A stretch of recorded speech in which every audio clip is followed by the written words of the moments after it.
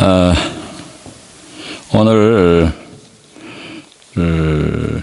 9월 10일 주일 설교의 말씀을 동영상을 통해서 우리 성도들에게 전하게 되었습니다. 제가 이 말씀을 전달하는 시간에는 아마 저는 그 제주도에서 있은 그 교단 선교사 대회에 참석하고 서울로 돌아와서 다음 주부터 시작되는 그 교단 총회에 참석할 그런 예정으로 있습니다. 그래서 이 말씀은 덴마크를 떠나기 전 금요일 날 교회에서 녹화로 여러분들에게 전하게 되었습니다. 세상 일이 하도 변화무쌍해서 이 말씀을 준비한 이후에 또 이 동영상을 기록한 후에 성도들에게 전해지는 9월 10일 주일에는 내외에 어떤 일이 있을지 모르겠습니다. 그래서 가능한 한 그 교회에서 전해지는 이 말씀은 그 시대 상황을 반영해서 그때 직접 이제 전하는 것이 좋은 일이긴 하지만 부득이 이 말씀을 녹화해서 전하게 되었습니다. 바울 사도도 이제 얼굴을 볼 수 없는 성도들을 향해서 여러 차례 서신을 통해서 설교의 말씀을 대신했던 적도 있고, 또 과거에 제가 여기 덴마크에 왔던 그 초기에는 제가 한국에 오랫동안 머무르면서 말씀을 적어서 팩스로 보내서 성도들에게 이제 이 설교 전문을 이렇게 나눠서 읽으면서 예배를 진행시켰던 그런 때도 있었습니다. 시대가 좋아져서 이렇게 또 동영상으로 직접 얼굴을 성도들에게 보여주면서 말씀을 전하게 된 것도 어찌됐든 그 좋은 기술, 시대가 주는 큰 그 혜택이 아닌가 이렇게 생각이 됩니다. 그러나 하나님의 말씀은 어제나 오늘이나 동일한 그런 말씀이기 때문에 2017년 9월 10일에 딱 맞는 말씀이 되리라고 그렇게 확신합니다. 이제 오늘 이 말씀의 본문은 마태복음 9장 9절에서 13절에 있는 말씀인데 제가 먼저 한번 읽고 말씀을 전하도록 그렇게 하겠습니다. 9장 9절, 예수께서 그곳을 떠나 지나가시다가 마태라 하는 사람이 세관에 앉아 있는 것을 보시고 이르시되 나를 따르라 하시니 일어나 따르니라. 예수께서 마태 집에서 앉아 음식을 잡수실 때에 많은 세리와 죄인들이 와서 예수와 그의 제자들과 함께 앉았더니 바리새인들이 보고 그의 제자들에게 이르되 어찌하여 너희 선생은 세리와 죄인들과 함께 잡수시느냐. 예수께서 들으시고 이르시되 건강한 자에게는 의사가 쓸데없고 병든 자에게라야 쓸데있느니라. 너희는 가서 내가 긍휼을 원하고 제사를 원하지 아니하노라 하신 뜻이 무엇인지 배우라. 나는 의인을 부르러 온 것이 아니요 죄인을 부르러 왔노라 하시니라. 오늘 이 말씀을 본문으로 삼아서 죄인을 부르러 왔노라 이런 말씀, 제목의 말씀을 드리도록 하겠습니다. 세상에 사람들이 참 많은데 가치 있게 사는 사람들이 있고 무가치하게 인생을 낭비하는 사회를 위해서도 그렇고 국가를 위해서도 그렇고 가정을 위해서도 그렇고 좋은 그런 역할을 하는 그런 사람이 있는가 하면 자기 자신 앞가림도 안 돼서 남에게 피해를 주는 그런 사람도 많이 있는 것을 볼 수가 있습니다. 그 차이는 어디에서 온가? 그것은 전적으로 그 사람에게 그 신앙, 가치관, 그리고 생각, 말, 행동에 따라서 달라지는 모습이라고 할 수가 있습니다. 이 차이에 따라서 사람들의 여러 보이는 모습이나 그 내용이 달라지게 되는 것입니다. 따라서 좋은 신앙, 좋은 생각, 좋은 가치관을 가지는 것은 우리에게 무엇보다도 중요하다라고 할 수가 있습니다. 오늘 이 본문이 소개하고 있는 그 마태의 말로 이런 사실을 증명하는 그런 좋은 예의 또 사도다, 그렇게 말씀을 드릴 수가 있습니다. 오늘 본문은 마태 자신이 쓴 그 마태복음 내용 속에 있는 있는 말씀입니다. 마태는 지금 이 그 본문을 남의 얘기를 쓰고 있는 것이 아니라 자기 자신에 관해서 그리고 자기 자신과 관련된 그런 이야기를 이제 이 본문으로 쓴 것입니다. 본래 이 마태는 레위 출신입니다. 레위 출신은 구약의 율법에 따라서 제사장 가문으로서 제사장 역할을 해야 되는 유대 사회에서도 원래 종교적인 유대 사회에서도 더욱더 그런 종교적 그런 역할 그리고 당시의 정치와 종교가 분리되지 않았던 시절에 국가 사회적 그런 그 지도자의 역할을 했어야 하고 또 그런 일을 기대할 수 있는 그런 그 혈통을 가진 사람이었지만 그러나 그는 자기 자신을 위해서 철저하게 자기 자신을 위해서 이제 삶을 선택한 그런 사람이었습니다. 바로 당시에는 정치적으로 로마의 지배하에 속국 상태에 있을 때에 로마가 유대인들로부터 세금을 걷어갈 때에 그 로마인들의 배를 채워주기 위해서 그 대행 역할을 하는 그런 역할을 했습니다. 우리나라에서 요새 뭐 종종 우리가 듣게 되는 뭐 친일파 아주 골수 친일파 그런 역할을 이 레위는 이 그 마태는 했습니다. 당시 유대 사회에서는 그때는 이 그 세리라고 부르는 이 세리는 창녀와 죄인과 함께 천대받는 그런 직업이었습니다.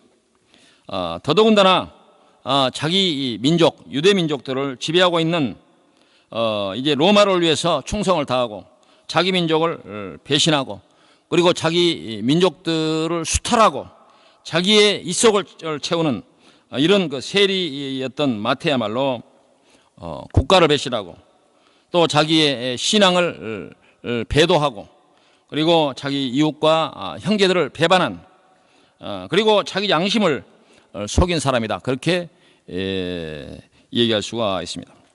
바로 이제 이 마태가 이와 같이 정말 이스라엘 사회에서 죄인 취급을 받는 그런 세리가 된 가장 큰 이유는 전적으로 돈 때문이었을 것입니다.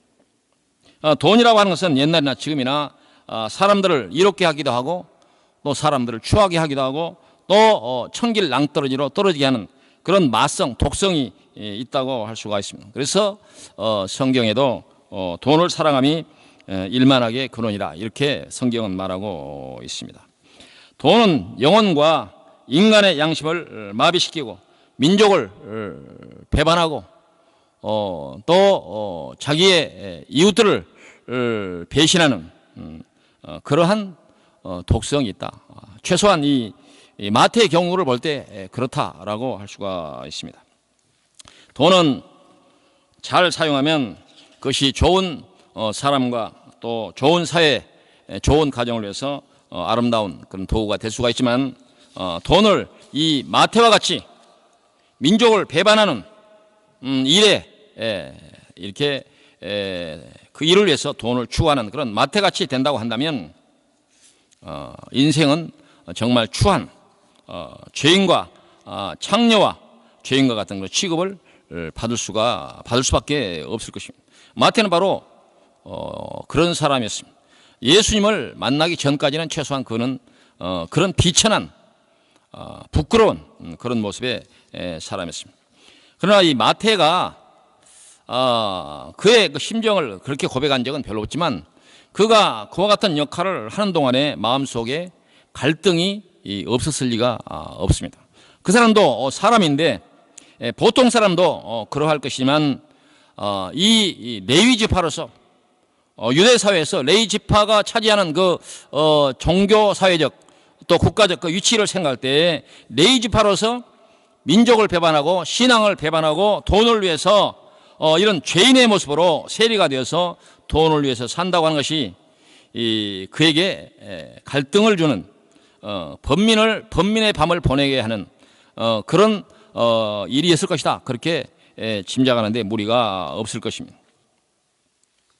근데 오늘 이 마태가 엄청난 그 전환, 인생이 변화되는 그러한 그 사건을 만나게 되는데 바로 예수님을 만나게 되면서부터 이제 시작되는 그런 인생의 역전의 순간을 볼 수가 있습니다.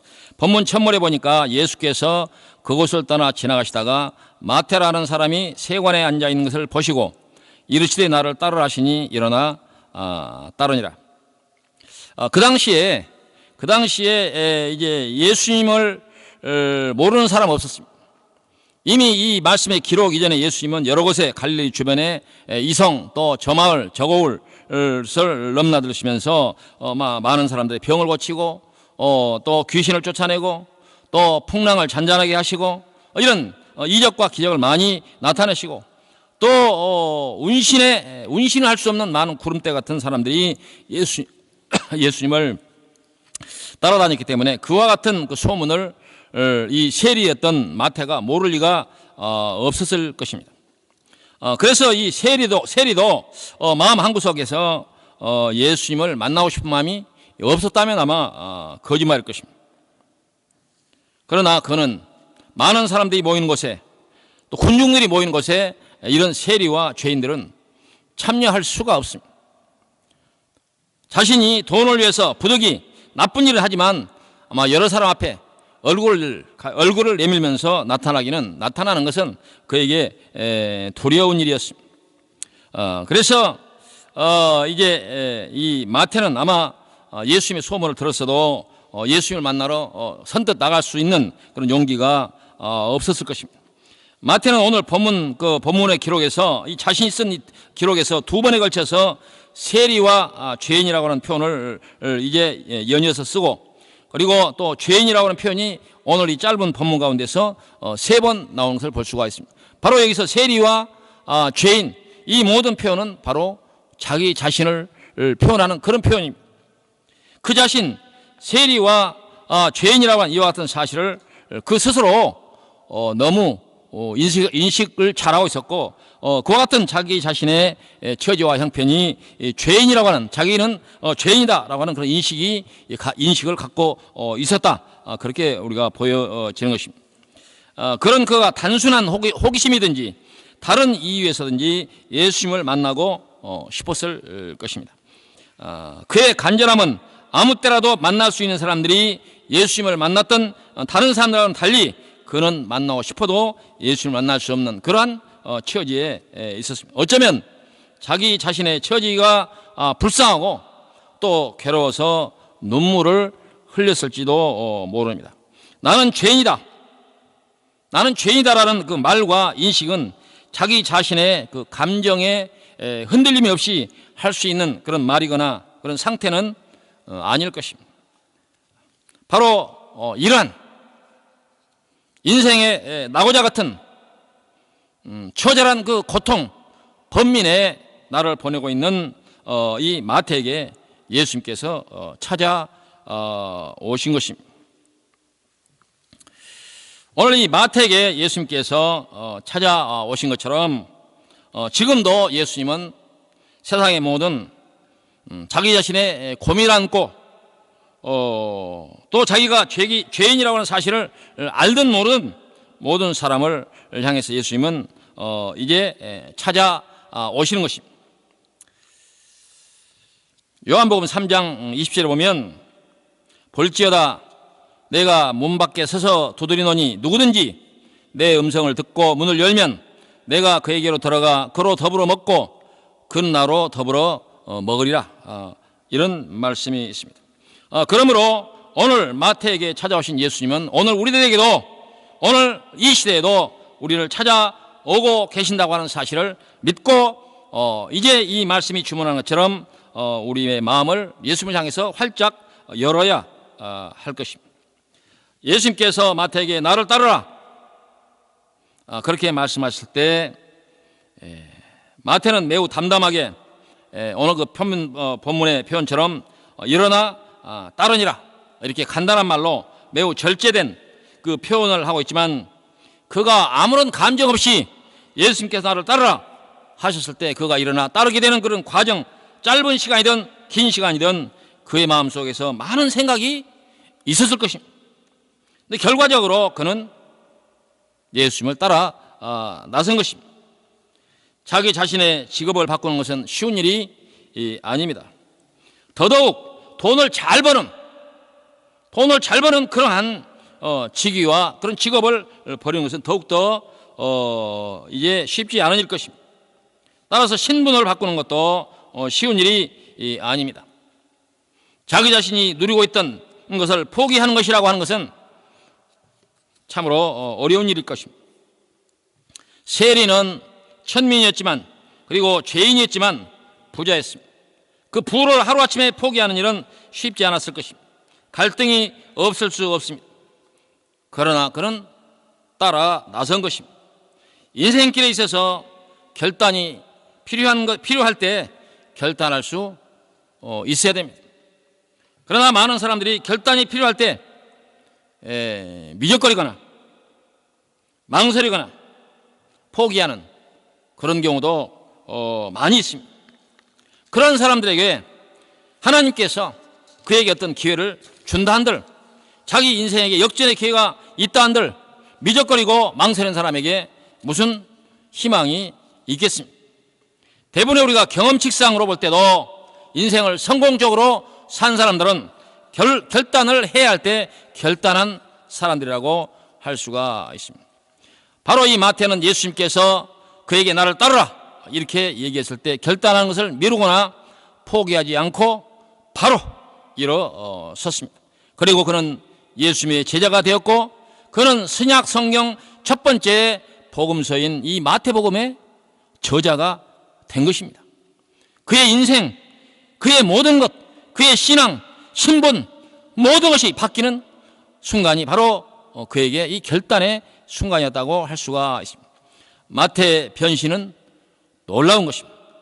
그 놀라운 변신은 바로 예수님의 말씀을 들었을 때 그가 망설이지 않고 결단했기 때문입니다. 어떤 사람은 결단을 하고 죄인의 길로 들어섭니다. 어떤 사람은 결단하고 교회를 떠납니다. 어떤 사람은 사기꾼의 길로 들어섭니다. 어떤 사람은 결단하고 악인이 되려고 작심을 합니다.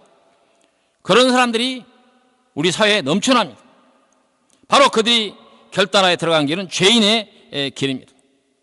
그러나 오늘 이 마태의 결단은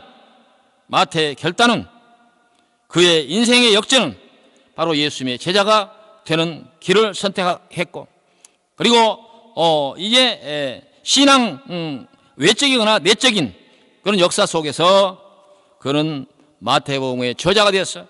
성경을 읽고 구원을 받는 마음을 회심하고 예수님의 제자가 되는 가고 오는 세대의 수십억 사람들에게 교훈을 주는 그런 성경의 저자가 되었습니다. 자기 자신을 위해서, 돈을 위해서 세관에 앉아서 사람들의 등을 치고 속이고 수탈했던 이 세리 마태의 모습과 성경 말씀을 기록하고 또 예수님의 제자 사도가 되어서 세상 모든 사람들이 주목을 받고 또 박수를 받는 그러한 마태의 모습과는 비교할 수가 없을 것입니다. 예수님께서 베드로를 부르실 때도 나를 따라오너라, 사람을 낚는 어부가 되게 하리라 하신 말씀에 이 베드로도 이제 자기 자신의 배와 그리고 동료들과 그물을 버려두고 따랐다라고 하는 그 성경의 기록이 있습니다. 마태를 부를 때는 이제 예수님께서 이제 베드로에게 내가 너를 사람 낚는 어부가 되게 하리라 이렇게 하신 그 말씀이 없었지만 아마도 이 세리 마태에게는 그런 말씀을 전하지 않으셨을까 하는 그런 생각을 해봅니다. 내가 이제 세관에 앉아서 돈을 세는 세리가 아니라 천국 백성을 세는 사도가 되게 하리라 그렇게 말씀하셨을지도 모르겠다 이런 생각을 해보았습니다. 오늘날 예수 믿는 사람들에게 이 마태복음이 얼마나 중요합니까? 그리고 이 마태복음은 유대인을 위한 복음이라고 하는 이런 특성으로 우리가 설명하고 있는데 유대인들에게 얼마나 중요한 말씀, 인류의 역사 속에서 인류 세계사의 판도를 바꾸는데 이 마태복음이 얼마나 중요한 역할을 했습니까? 사람은 어느 손에 이끌리느냐에 따라서 그 사람의 신분, 그 사람의 역할, 그 사람의 가치가 달라지는데, 바로 오늘 이 마태가 좋은 그런 생생한 교훈을 주는 그런 사람이라고 할 수가 있습니다. 마태는 예수님의 부름에 응했고, 그런 제자가 되었고, 그리고 사도가 되었고, 성경의 제자가 되어 하나님과 동행하는, 예수님과 동행하는 그런 족적을 남긴 위대한 삶을 살게 되었습니다. 그 이후 그는 신분이 바뀌었습니다. 예수님의 제자가 된 것입니다.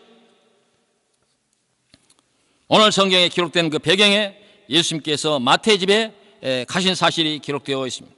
10절에 보니까 예수께서 마태의 집에서 앉아 음식을 잡수실 때 많은 세리와 죄인들이 와서 예수와 그의 제자들과 함께 앉았더니라고 기록되어 있습니다. 이 상황은 어떤 상황을 말하는 것입니까? 많은 세리 그리고 죄인들이라고 부르는 사람들은 마태의 동료들일 것입니다. 죄인들도 이 마태가 세리의 신분이었을 때 함께 교류하던, 알고 지내는 그런 사람들이었을 것입니다. 바로 그가 죄인 됐었을 때 알고 지냈던 모든 세리들, 죄인이라고 부르는 그런 사람들이 이 마태의 집에 초대되었습니다. 이 초대는 집 주인인 마태의 초청 없이 이루어지지 않았을 것입니다. 그렇게 해서 죄인들과 이 세리들이 예수님과 함께 식사를 할 수 있는 그 식사 자리에 초대가 된 것입니다. 마태가 왜 세리들과 죄인들을 초청했을까? 밥 한 끼 먹자, 그랬을까? 아마 그런 단순한 이유는 아니었을 것입니다. 아마 자기 자신의 경험을 토대로 해서 그들에게도 예수님을 만나게 하고, 그리고 그들도 인생의 역전을 가능하게 하고, 그들에게 복음이 전달되어서 그들도 죄인의 지위에서 예수님의 제자의 지위로 돌아오라, 그런 뜻이 아마 있었을 것입니다. 우리 속담에 밥상에서 인심 난다는 그런 말이 있습니다. 우리가 누군가를 구원하고자 한다면, 누군가를 예수께로 돌아오게 하고자 한다면, 누군가를 하나님의 자녀로, 하나님의 백성으로 얻고자 한다면, 우리가 최소한 이 정도의 노력과 이 정도의 수고는 필요하다고 생각이 됩니다. 우리가 복음을 전하는 과정에서 전혀 수고 없이 입에 발린 소리로만 그렇게 하면 사람들을 설득하기는 어렵고, 그 사람들을 감동시키기는 어려웠을 것입니다. 마태는 죄인과 세리들을 자기 자신의 집에 초대를 했고, 여기에 성경의 뒤에는 그러한 자세한 설명과 기록이 없지만 이 초대에 이런 많은 사람들이 예수님을 믿게 되었을 것입니다. 과거에는 예수님의 친구가 될 수 없었던 사람들이 마태의 정성과 마태의 수고로 초대된 이후에 그들은 예수님의 친구가 되었을 것입니다. 세상은 이 신분 역전이 참 어렵다고 말합니다. 점점 더 그런 시대가 더 깊어진다, 굳어진다, 이렇게 사람들이 얘기를 하고 걱정을 하는 그런 경우를 볼 수가 있습니다. 한 번 가난한 사람은 그 가난이 대물림이 되고, 한 번 천민이 되면 그 천민의 지위가 대물림이 되고 있는 그런 현상들을 우리가 보게 됩니다. 어제 제가 우연히 그 인터넷 동영상에서 인도의 그 생활상을 보여주는 그 동영상을 보았습니다. 거기에 마침 인도의 이제 신분제도, 카스트 제도라고 하는데 그 제도에 대해서 자세하게 그 설명하는 그 내용을 보았습니다. 인도에는 지금도 불가촉 천민이다, 천민 카스트가 있습니다. 이 사람들은 인도 사회에서 받는 그 취급은 인간 이하의 취급을 받습니다. 이제 대표적으로 그들은 그 인도 사람들이 이제 힌두교를 많이 믿는데, 그런 그 종교 행사에 이 천민을 갈 수가 없습니다. 그 사람들이 눈에 띄는 곳에 나타나면 매를 맞게 됩니다. 지금도 그렇습니다. 인도의 법이 그와 같은 것들을 부정하고, 인도의 법이 그와 같은 것을 법으로 규제하지만 인도인들의 그 사상과 풍습 속에 아직도 그것이 남아 있고, 그 인도의 또 정치나 또 이제 행정 업무를 보고 있는 이 사람들조차도 이 불가칙 천민에 대해서는 가까이 하려 하지 않고 있는 그러한 사회가 바로 인도입니다. 인도에는 바로 이와 같은 카스트 제도, 이제 브라만, 크샤트리아, 바이샤, 그리고 이 불가촉 천민인 카스트가 있는데, 이 수천 년 동안 이어오는 악습이 오늘 또 변하지 않고 있다고 합니다. 우리나라도 지금은 아니지만 과거 이제 구한말 대한제국 시대에까지 우리가 양반과 상놈으로 나눠서 신분상 불이익을 주고 차별하고 고별하고 그랬던 적이 있습니다. 제가 어려서까지도 당시에 이제 그런 천민으로 구별받는 직업에 있었던 사람들은 가까이 하지 않으려고 하는 그런 일들이 우리 어렸을 때까지도 있었습니다. 그러나 인도나 우리나라 과거뿐만 아니라 오늘날에도 세상에는 보이지 않는 이 신분 제도가 있습니다. 돈과 권력에 의한 신분의 그 차별이 오늘 더욱더 심한 그런 시대라고 할 수가 있습니다. 예수님 당시 유대 사회도 그랬습니다. 특히 사마리아 사람들에 대한 유대인들의 차별은 극심했습니다. 정평이 나시죠. 그들이 사는 그 길로 가지도 않았죠. 그들과 함께 밥상에 앉는다? 상상할 수 없는 것입니다. 이 사마리아 사람들을 인간으로, 사람으로 취급도 하지 않았습니다. 바로 이 유대 사회의 이 종교 또 지역 성별의 차이는 매우 엄격했습니다. 예수님께서 세리 마태의 집에서 그리고 죄인들과 세리들이 함께 식사를 하는 일은 그 당시로는 상상할 수 없는 일입니다. 상상할 수 없는 일. 바로 마태와 예수님과 이 마태는 이런 유대 사회의 인식과 풍습을 파괴했습니다. 거의 혁명가적인 그런 행동이라고 할 수가 있습니다. 그건 왜 그렇습니까? 복음의 속성 때문에 그렇다. 복음. 이 세상에 눈에 보이는 것과 눈에 보이지 않는 모든 것을 나누는 일에는 신분의 차이가 있을지 모르지만 하나님께서 우리에게 값없이 선물로 주신 이 믿음은 차별이 없다. 그것이 속성입니다. 그걸 예수님께서 몸으로 또 실천으로 보여주신 것입니다. 복음은 하나님께서 모든 인간들을 국가와 인종과 성별과 피부의 색깔과 문화와 또 어떤 것으로도 이제 차별하지 않도록 하나님 안에서, 예수 안에서 모든 사람들이 형제라고 하는 사실을 가르쳐 주고 있는 것입니다.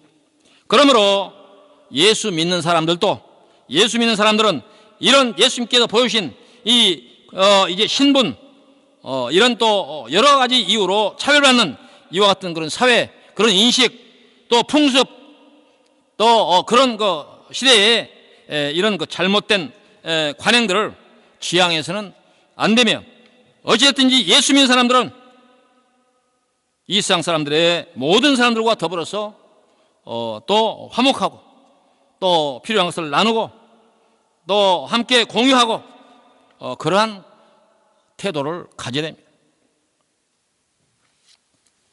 예수님께서는 날 누가 천국에서는 큽니까? 라고 다툼을 하고 있는 그 지혜들에게 그렇게 말씀하신 적이 있습니다. 천국에서는 섬기는 자가 크다. 섬기는 자가 크다. 그렇게 말씀하셨습니다.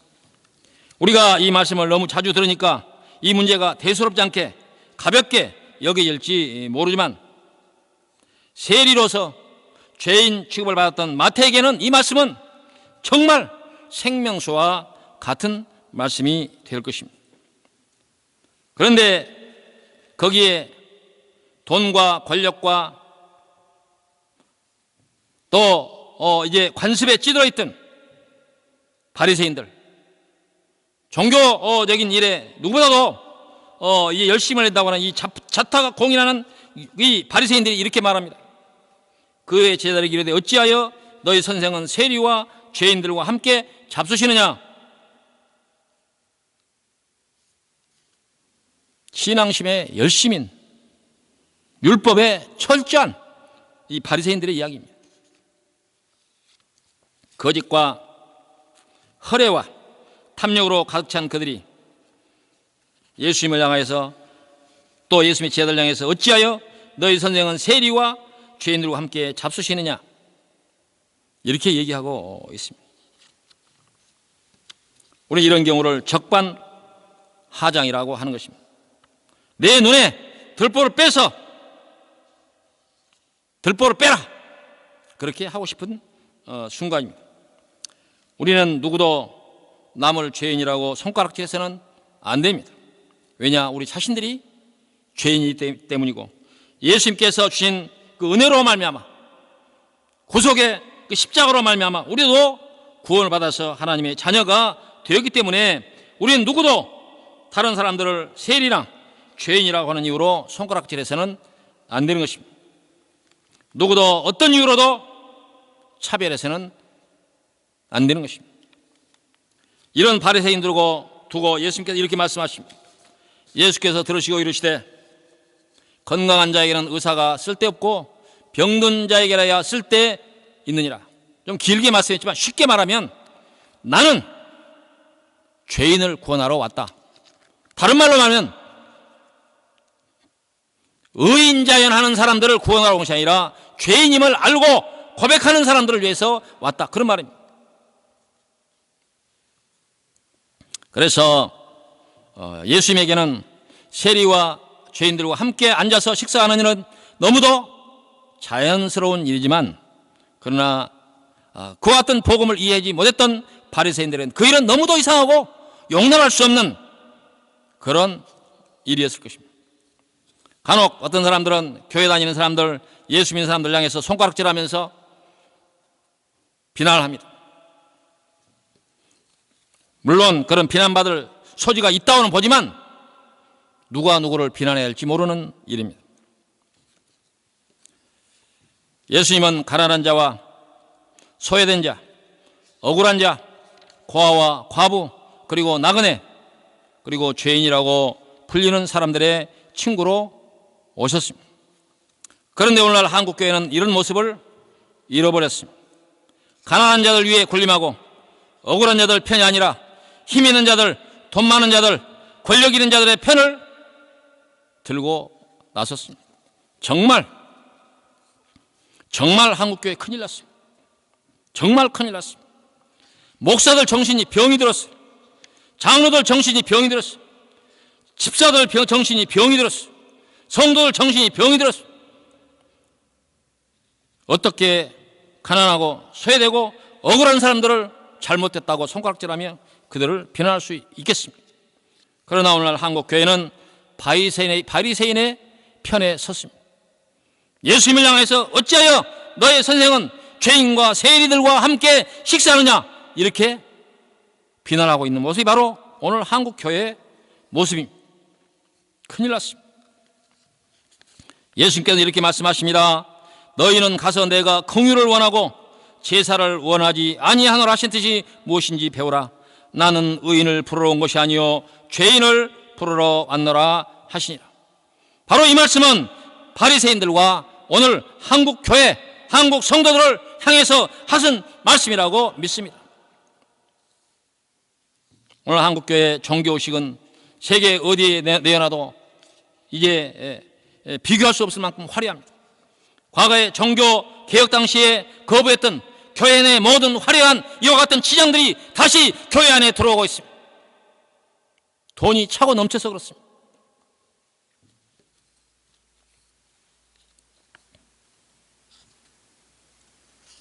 종교 의식에는 교회를 꾸미고 화려하게 하고 목사들이 누리고 사치하는 일에는 타의 추종을 불허하지만 돈과 권력과 거짓에 찌든 자들의 편에 서서 오늘날 가난한 자들의 눈에 피눈물을 흘리게 하고 있지 않느냐라고 하는 것입니다. 세례요한은 그러한 이 바리새인들 향해서 독사의 자식들이라고 이제 외쳤습니다. 오늘 한국교회 모습에서도 독사의 자식들이라고 불릴 사람들이 우글거립니다. 특히 목사, 장로들에게 더 많이 있습니다. 가난한 자, 소외된 자, 억울한 자들을 비난하는 목소리가 신성한 강단에서 흘러 넘칩니다. 회개해야 됩니다. 회개해야 됩니다. 세리, 마태, 이 죄인 마태를 예수님의 제자 삼으신 그 예수님께서 오늘 한국교회 이러한 현상들을 보고 어떻게 말씀하실지 참으로 부끄러운 마음밖에 들지 않습니다. 어떤 사람은 그렇게 얘기를 했습니다. 한국교회 전쟁이 일어나도 한국교회 할 말이 없을 것이다. 한국교회 죄 때문에 한국에 전쟁이 와도 한국교회는 할 말이 없을 것이다. 이 말의 사실 여부를 떠나서 한국교회가 그 지경까지 왔습니다. 맞고 터지고 상처난 그런 모습으로 우리 한국교회가 지금 서 있습니다. 어떤 분은 그렇게 말했습니다. 6.25가 터진 것은 한국교회가 신사참배한 것을 교단 차원에서 회개하지 않은 이유라고 그렇게 얘기한 것을 들어봤습니다. 이 말도 그 사실 여부를 떠나서 한국교회는 일제시대 때 신사참배한 것을 교단 차원에서 공개적으로 회개하지 않고 오늘에까지 이루고 있습니다. 지금도 한국교회는 그 여파로 한국교회는 100개, 1000개로 분열되어 있습니다. 바로 일제 신사 참배의 결과로 우리 한국교회가 분열이 된 것입니다. 분열된 한국교회가 지금 한국 사회를 위해서 제대로 된 메시지를 전달하고 있는가 보면 오늘 한국교회가 이제 역성장의 그러한 단계로 빠져들고 있는 사실을 우리가 볼 때 우리가 이와 같은 한국교회 오늘의 수치스럽고 부끄러운 모습이 한국교회의 책임이 아니라고 말할 수 없는 그런 지경에 와 있습니다. 오늘날 우리 한국교회는 부자들과 힘 있는 자들과 함께 비단 옷을 입은 사람들과 더불어 궁전에서 춤추고 잔치하는 그러한 교회를 지향하고 있습니다. 어쩌면 예수님도 그러한 모습이라고 상상할지 모릅니다. 그러나 예수님 분명히 말했습니다. 내가 죄인을 부르러 왔노라고 말씀합니다. 예수님이 이 세상에 죄인들의 친구로 오셨습니다. 죄인들과 세리들과 더불어 식사하러 오셨습니다. 우리 한국교회도 이 예수님의 모습을 회복해야 됩니다. 그리고 우리 한국교회도 마태처럼 본래 죄인과 세리의 위치에 있었지만은 어찌하든지 자기 것을 내어놓고 수고하고 봉사하고 세리와 죄인들을 구원하려고 하는 이런 열심으로 가득 찬 그런 마태의 모습에서도 우리가 이제 많은 본을 받아야 할 것입니다. 성도 여러분, 오늘 마태를 보십시오. 그가 비록 세리요 죄인이었지만 예수님께서 나를 따라오너라 말씀하실 때 마태는 예수님의 그 부름에 결단하고 과감하게 일어서서 예수님을 따랐습니다. 그렇게 해서 그는 사도가 되었고 성경의 제자가 되어서 예수님과 동행하는 그런 사람이 되었습니다. 오늘 우리 덴마크 한인교회 모든 성도들에게도 이 축복이 여러분의 것이 되어지기를 간절한 마음으로 바라고 또 축원을 드리는 것입니다. 기도하십시다. 고맙고 감사하신 여호와 아버지 하나님, 오늘 우리 성도들과 함께 자리에 있지 않지만은 우리 하나님께서 성령으로 동일한 이 현장에 또 이제 축복의 말씀으로 함께 하신 줄 알고 감사와 영광을 돌리옵나이다. 죄인이 되었고 세리였던 마태가 예수님의 부름 앞에 흔쾌히 일어섰을 때에 그의 신분이 바뀌고 그의 역할이 바뀌고 또 예수님의 제자 되고 사도가 되고 또 성경의 저자가 된 사실을 오늘 이 말씀을 통해서 배우면서 우리 자신들이 어떤 부름에 응해하며 어떤 결단과 어떠한 이제 생각을 가지고 주를 따라야 하는가에 대한 귀한 교훈을 얻게 하시니 고맙고 감사하옵나이다.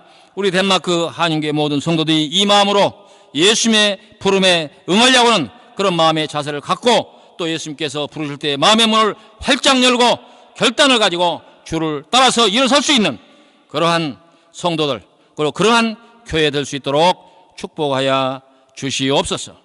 감사를 돌렸고 예수님 이름으로 기도하옵나이다. 아멘.